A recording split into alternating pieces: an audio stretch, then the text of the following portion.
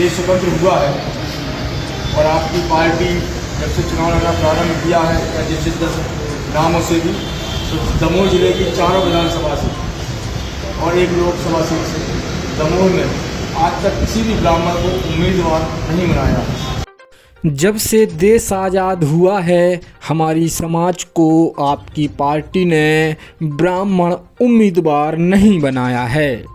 नमस्कार, आप देख रहे हैं आज़ाद समाचार। मैं हूं चंद्रभान सिंह लोधी। यह जो पहले आपने शब्द सुने यह मेरे नहीं हैं, बल्कि सर्व ब्राह्मण समाज के संगठन के नेता पंडित मनोज देवलिया के हैं। दरअसल बीते दिन पंडित मनोज देवलिया बीजेपी कार्यालय पहुंचे और उन्होंने सर्व ब्राह्मण समाज की ओर से एक ज्ञापन सौंपा अध्यक्ष प्रीतम सिंह लोधी को।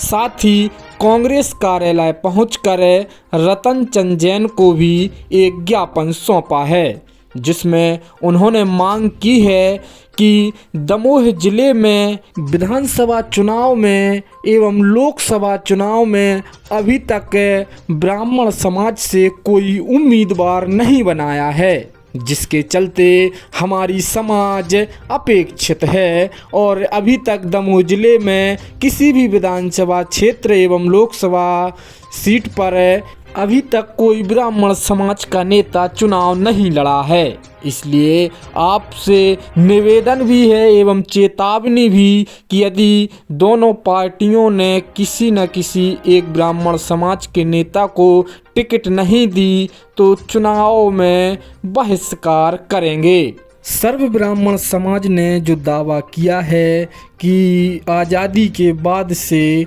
दोनों दलों ने ब्राह्मण समाज के नेताओं को टिकटें नहीं दी हैं, आज हम इस बात पर डीएनए करेंगे।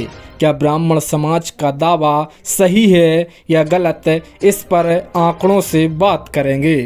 दरअसल हमने आंकड़े निकाले हैं आज़ादी के बाद से ही, तो पता चला कि 1957 में ज्वाला प्रसाद जिजोतिया कांग्रेस से लोकसभा का चुनाव जीते। 1967 में जनसंघ से वाचस्पति शर्मा चुनाव लड़े और कांग्रेस के मणिभाई पटेल से हार गए।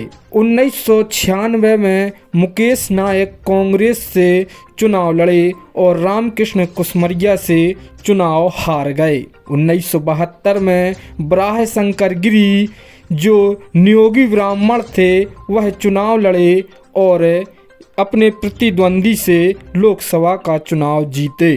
तो यह लोकसभा में ब्राह्मण नेताओं की प्रत्याशियों की बात थी। अब हम बात करते हैं चारों विधानसभाओं की। पथरिया विधानसभा से मनीषा दुबे को कांग्रेस से टिकट मिली थी और वह चुनाव हार गई थीं। दमोह विधानसभा में 1985 में मुकेश नायक विधायक रहे। कांग्रेस में कद्दावर नेताओं में माने जाते हैं मुकेश नायक। जवेरा से कुंज बिहारी लाल गुरु भी विधायक रहे, तब विधानसभा क्षेत्र नोहटा माना जाता था। उसके बाद में हटा विधानसभा क्षेत्र से राजा पटेरिया भी विधायक रहे और तत्कालीन मंत्री भी रहे। तो यह आंकड़े ब्राह्मण समाज के हैं, जो कि दोनों पार्टियों ने समय समय पर ब्राह्मण समाज के नेताओं को टिकट दी हैं। अब सुनिए भाजपा जिलाध्यक्ष एवं कांग्रेस जिलाध्यक्ष इस ज्ञापन सौंपने के बाद में क्या कहते हैं। ब्राह्मण समाज ने ज्ञापन दिया है। आज ब्राह्मण समाज ने दमोह जिले में विधानसभा प्रतिनिधित्व हेतु मुझे एक आवेदन दिया है। मैं इस आवेदन को उचित स्थान पर पहुंचाऊंगा और आप सबकी बात मानूंगा। सर्व ब्राह्मण समाज जिला दमोह ने आज कांग्रेस पार्टी के पास प्रस्ताव दिया है कि ब्राह्मण समाज से जिले में एक प्रत्याशी होना चाहिए। मैं भी ब्राह्मण समाज के जो प्रस्ताव प्राप्त हुआ उसका मैं समर्थन करता हूँ और मैं अपने वरिष्ठ नेता और मध्य प्रदेश कांग्रेस कमेटी के अध्यक्ष माननीय कमलनाथ को अपने समर्थन के साथ पत्र प्रेषित कर रहा हूँ कि ब्राह्मण समाज को जिले में एक सीट दी जाए, जो 3 विधानसभा हैं, दमोह, चबेरा और पथरिया सामान्य सीटें हैं। इसमें से किसी में एक ब्राह्मण समाज का प्रत्याशी घोषित करने का मैं समर्थन करता हूं और मैं अपनी अनुशंसा सहित अपने प्रदेश अध्यक्ष माननीय कमलनाथ को पत्र प्रेषित कर रहा हूं। अब हम बात करेंगे प्रदेश की राजनीति की कि प्रदेश में ब्राह्मण समाज किन किन उच्च पदों पर आसीन है। मध्य प्रदेश कैबिनेट में ब्राह्मण समाज के 3 मंत्री हैं, जिनमें गोपाल भार्गव, नरोत्तम मिश्रा एवं अभी हाल ही में बनाए गए शुक्ल। इसके बाद में भाजपा से प्रदेश अध्यक्ष विष्णुदत्त शर्मा हैं। साथ ही एक अनुमानित आंकड़े की बात करें तो 230 विधानसभा सीटों में करीब 2% ब्राह्मण समाज के विधायक हैं, यानी कि करीब आंकड़ा जाएगा 18 से 20 का। यह अनुमानित है। आज़ादी के बाद से ही करीब 20 वर्षों तक मध्य प्रदेश में ब्राह्मण समाज के मुख्यमंत्री रहे।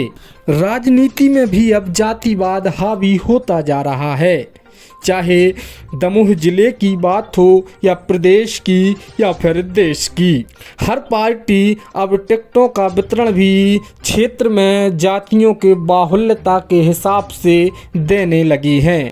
यही कारण है कि दमोह में ब्राह्मण समाज को मौका नहीं मिल पा रहा है, क्योंकि वो बाहुल्यता में नहीं है। हालांकि बाहुल्यता में तो दतिया और रहली में भी नहीं है, लेकिन फिर भी उनको नेतृत्व करने मिल रहा है। लेकिन राजनीति में अब खुलेआम जातिवाद का दिखाना अच्छे चेहरों को मौका मिलने में बाधा उत्पन्न हो सकती है, क्योंकि जातिवादी से कभी चुनाव नहीं जीते जा सकते हैं। राजनीति में हर समाज की, हर वर्ग की ज़रूरत कहीं ना कहीं पड़ भी सकती है। ब्यूरो रिपोर्ट, आज़ाद समाचार।